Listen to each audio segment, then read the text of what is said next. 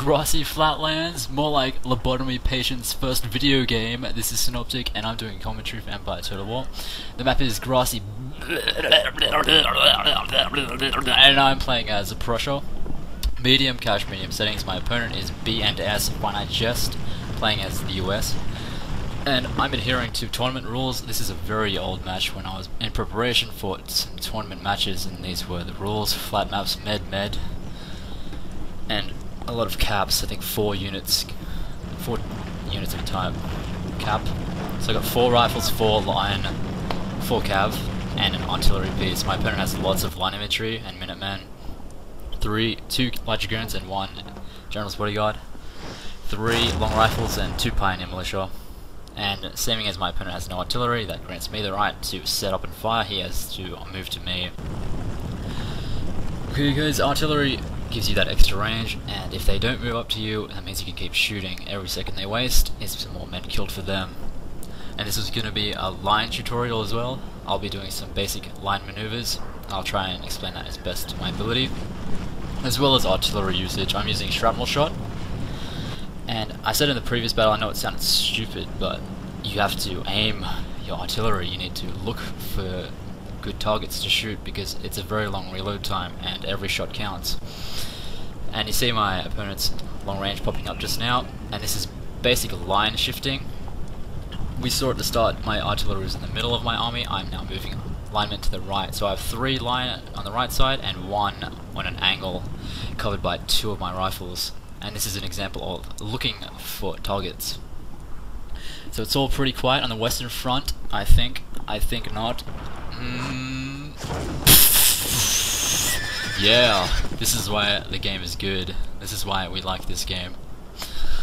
So he moved his cavalry too far out. That is generally a good move in no artillery games, which is a rule that most people like to play, which makes for a very boring game, no artillery.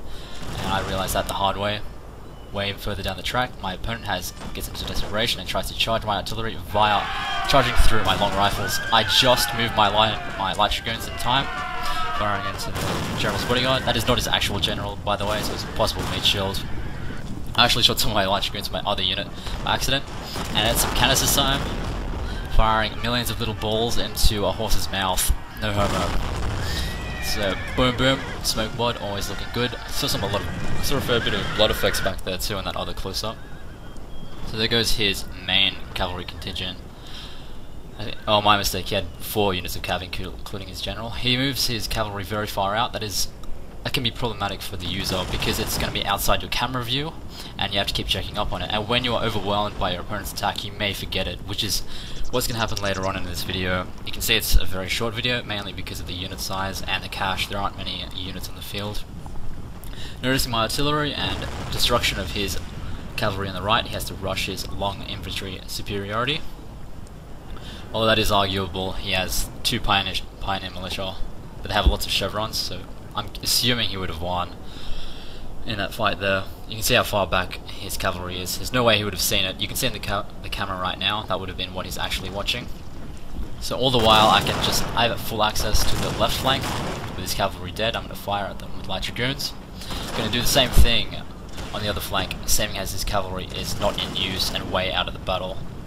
So you normally you send cavalry far into the flanks to distract your opponent, but that can be a double-edged blade and get you back in the same fashion. You will forget about your cavalry, which is far worse.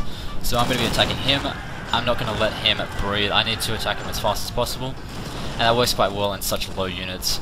I find that these settings are very, very boring. There's one mistake and you're out of it, much like in, say, Rome Total War.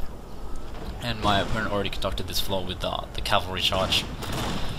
And if you react well to cavalry charges, that will give you a very big advantage. My opponent is moving his line infantry. This is the correct way to eliminate horses. It is not generally using squares. I know a lot of people use squares. The play is now send cavalry at the unit, force a square, and not engage it. So they move up their line infantry to shoot the square, and it is their intention the whole time to form the square. So in reaction, the better thing to do is to just rotate your line infantry and fire at the horses. And the problem here is assuming where the horses will be.